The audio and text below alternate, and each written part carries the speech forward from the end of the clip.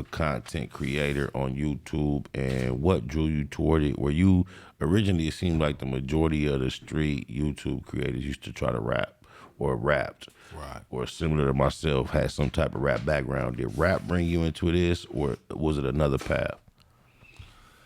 I'm gonna be honest with you. It was just watching people like him. Shout out to 2A's. Y'all know what it is. StreetTV, Right. StreetGangs TV, Alex Alonso, one of the originators, pioneer. That's my partner in this whole effort, but go ahead. And that's something that I told him when I did it was my first interview on his channel, but it was the second time I was on his channel because I was on there. Why you never smile, cuz? Smile, cuz. I smile. Right, I smile. I do smile, cuz. I do smile. But nah, basically, I had told cuz, well, we talked off camera, so he already knew. He was like, man, you need to do something like what I'm doing before Dago, which was already my plan because I used to listen to StreetTV and Kev Mack and I gave him. I spoke on this dude before. One of the main dudes that I used to listen to on the podcast at work around 2016, where I was like, I could do that, was Taxstone. When I used to listen to Cuz, I was like, I could do that. Ironic that is who our guest was yesterday. Taxstone name came up yesterday for the first time on our podcast. And here, shout out to China Mac, much love. And then here it come again. But go ahead. Right, yeah. Taxstone was like one of the people that I was like, man, I feel like I could do that. Like, you know what I mean? It kind of gave me a little extra, but his and Kev Mac was more so along the bang in the street, the history shit. I'm like, there's no representative. So meaning no rapping. You've never been an MC. I did one song. Oh, one song. So never. So you never been an MC. You just everybody did one song. Okay. Yeah, I did one song. And then also watching you pioneered this too, homie. Thank you, Loc. That's big facts. And I'm just like, damn, we don't have that representation for San Diego. So somebody got to shine light to this shit. You know what I mean? Because I feel like in the music industry, you may have certain people who can hold certain people out. That's definitely. But on YouTube, we all got a voice. There you go. So I'm gonna put this motherfucker on the map a different way. Fuck all that rapping. I'm about to come with this street, this gang stuff. You know what I mean? This history. And that's why I tell stories. I bring people on my channel to tell their stories.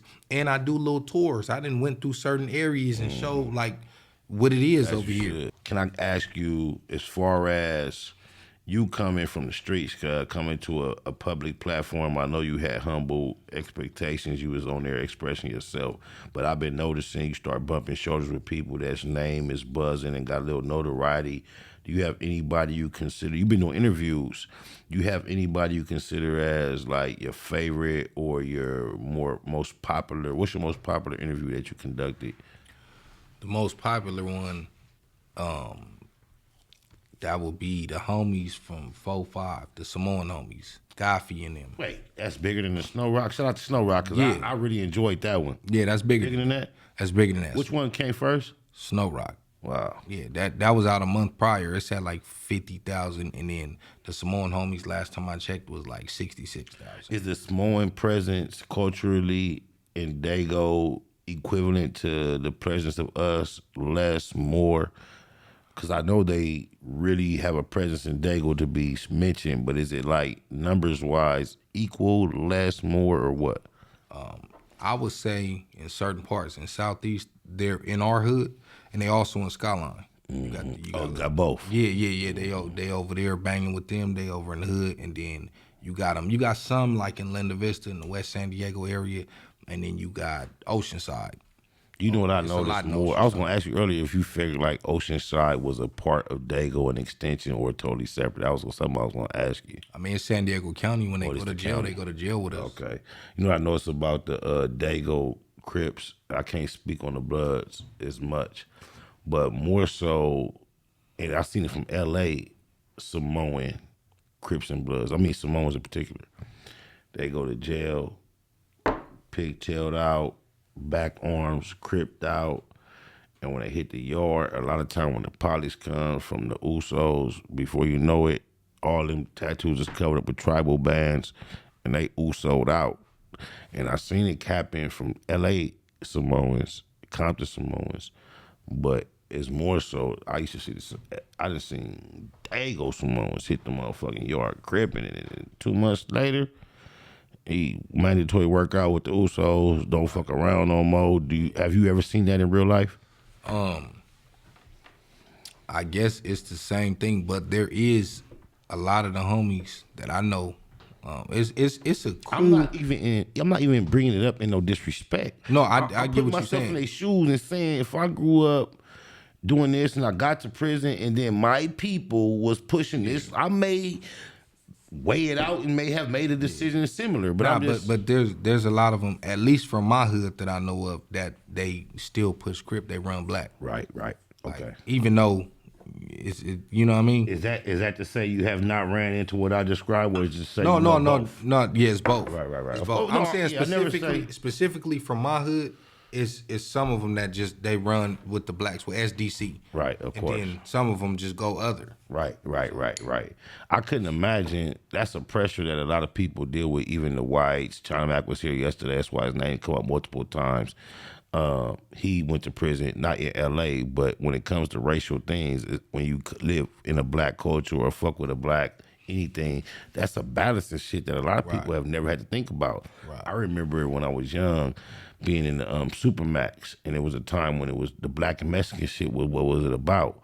I remember it was a black dude from Santa Monica, Tres. He was a Blaxican. He had that shit tatted. But his transition was right there in real time in the dorm with us, nigga. He realized what was going on. However, his life got to the point where he was from Tres on the set in the dorm. He was black. He didn't get a chance to cover the tattoos or nothing.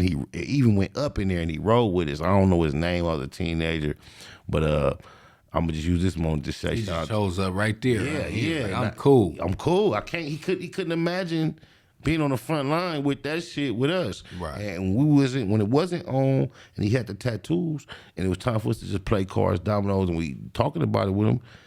Back then, I remember he used to describe how it all happened. You know, how he grew up and whoopty whoop, and why now? Like, I don't give a fuck though, man. And it was a real natural, process that he got to that point. But it's so many different ambiances that play a part in what one person's experience can be. Right. And I think that's why maybe, you having a platform. I remember it's a time when people that have a background like you and I that are solidified, it wouldn't be necessarily cool for you to just be on a platform like this, sharing experiences, analyzing things. But we kind of some of the last to the party when it comes to having input.